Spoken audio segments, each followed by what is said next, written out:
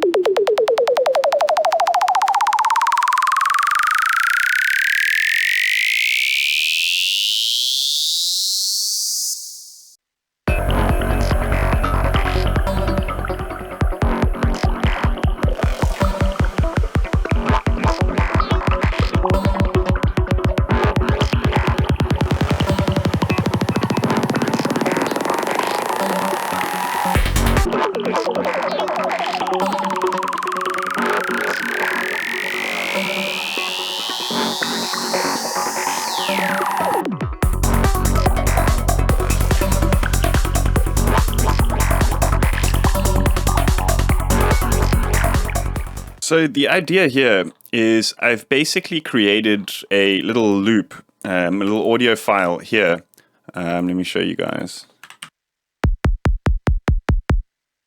Which is just a loop of the kicks from the track. It's the kicks sped up double time and then bounced out. And here, what I want to do is I've basically just put in a long MIDI note over here, and I'm going to initialize this instance of Serum and show you guys how to do this. So what most people don't realize is Serum actually has got a sort of primitive sampler built in using this noise oscillator over here. You can actually drag samples right in, which is quite cool for workflow, pretty handy. And if you just trigger a C3 note and your loop that you've dragged in is cut specifically to the tempo, it's going to, loop indefinitely.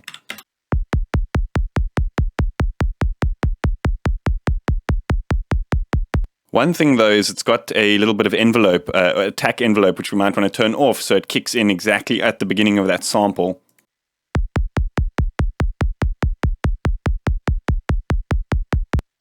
So simple for now, but here how we can take things a little step further is by using an LFO to modulate the pitch and a couple of other parameters which we can set up for like effects and stuff to kind of add to that build-up effect. So here, I believe this is an 8-bar sequence. So we can set this LFO to 8 bars and just do like a long pattern like this. And let's give it a little bit of curve.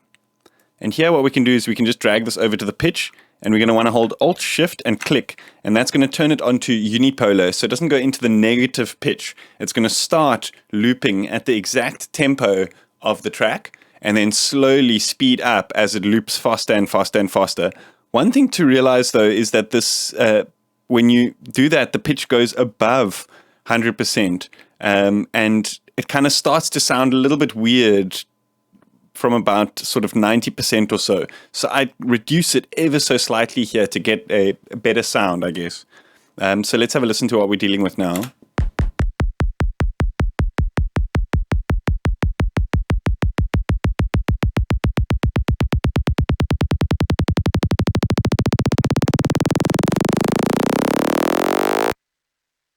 So here what we can do is we can give it some filter and maybe turn this to high pass.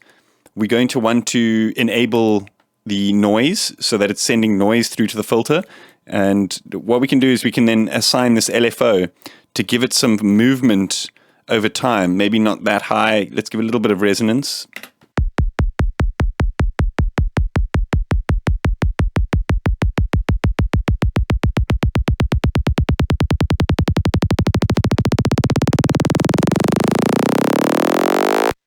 So at the end there, you'll notice that it snaps back to 0 when it's finished. We can turn this LFO to envelope mode. Let's actually add some reverb here as well. I like to put a long decay and size on this guy. Maybe put some low cut over here. And then we can use this LFO to actually just mix in that reverb ever so slightly over time. So you kind of get this, that kind of kick turns into a tone, which is pitch is rising. And it's got some filter and reverb, which then kind of gets introduced over time.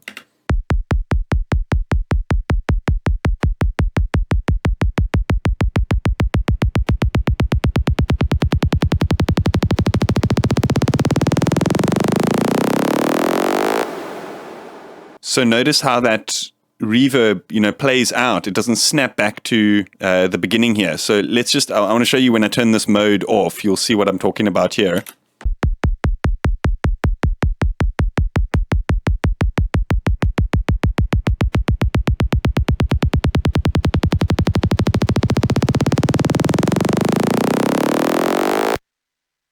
So you definitely want to turn that envelope mode on.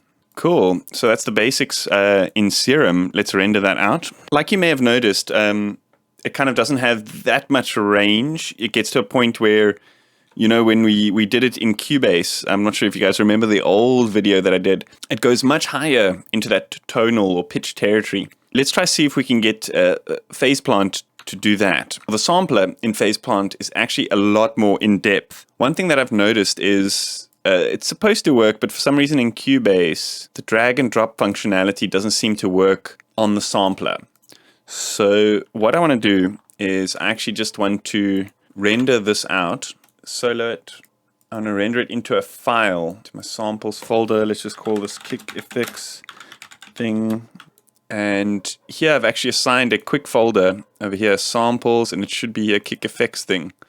I actually had one there from when I was playing around the other day. Anyway, so here the root note is C4. So I believe here when we trigger with C3, the pitch might be a little bit different, but we can always adjust that. That's the cool thing about this is we can adjust that root key to whatever we want. The sampler's got quite a few more sampler-based settings. So let's just have a listen here what's happening.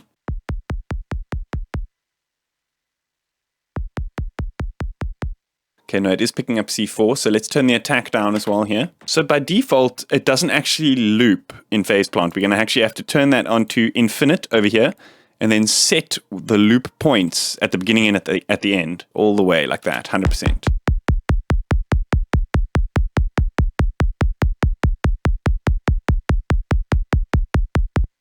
Let's create an LFO, set this to one-shot mode, and let's sync it, and I believe it should be 64/4, I think. And let's set it to unipolar. Okay, we can use the ramp up. We don't have to draw our own one. Ramp up. We want to set this end of the cycle at the top there.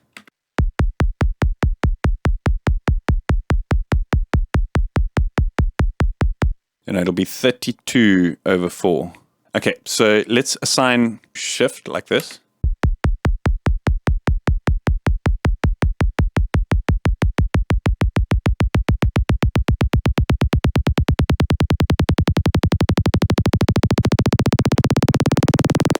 See, already we've got quite a lot more control, and we haven't even gone like halfway on the modulation parameter here.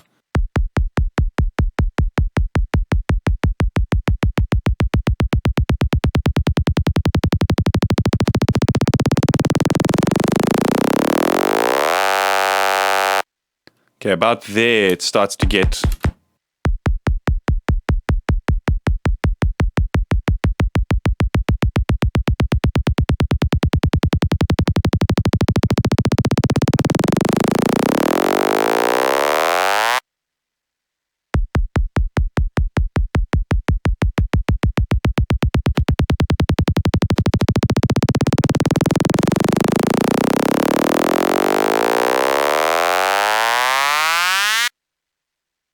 So if we use a combination of the shift at about 50% and the semitones, then we can get it like almost to the point where it goes above audio range, like a crazy rise effect. So I guess it depends, you know, what kind of thing you're wanting to do.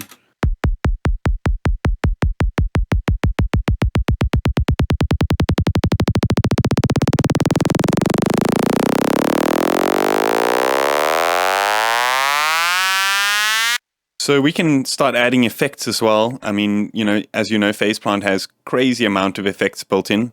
We could put on filters, even a frequency shifter. Let's put in a high pass filter, 4-pole.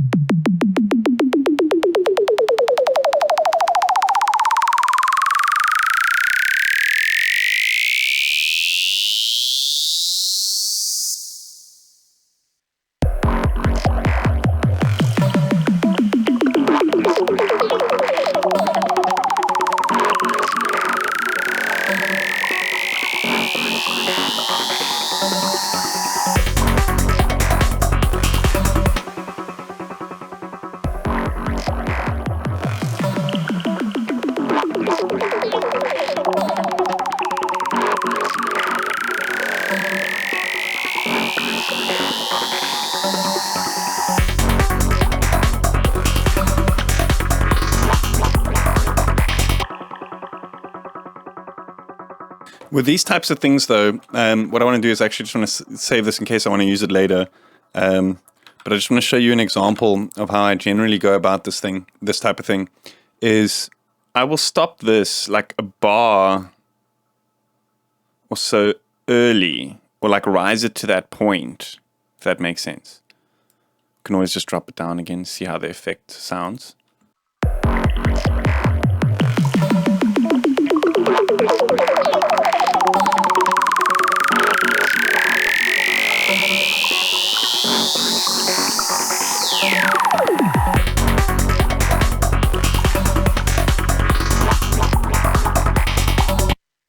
That sounds really cool with that frequency shifter as it kind of like drops down again.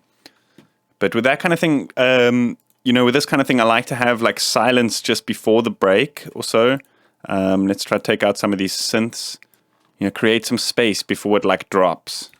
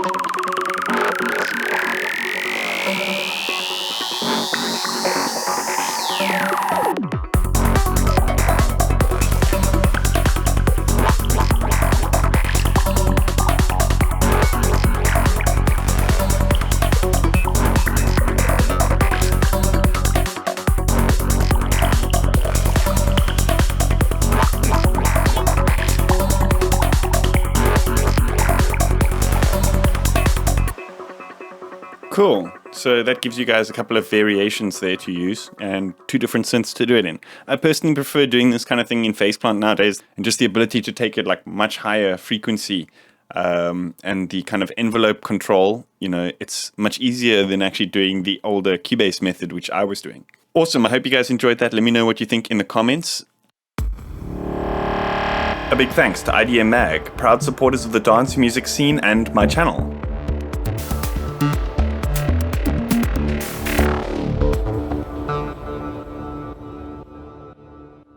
So I can't really post these presets to my Patreon because they're quite dependent on the samples that you load into them. But if you want to know what the Patreon is all about, then check out the link that's going to be in the screen right now. There's a bunch of other presets from all my other videos and all sorts of stuff like that.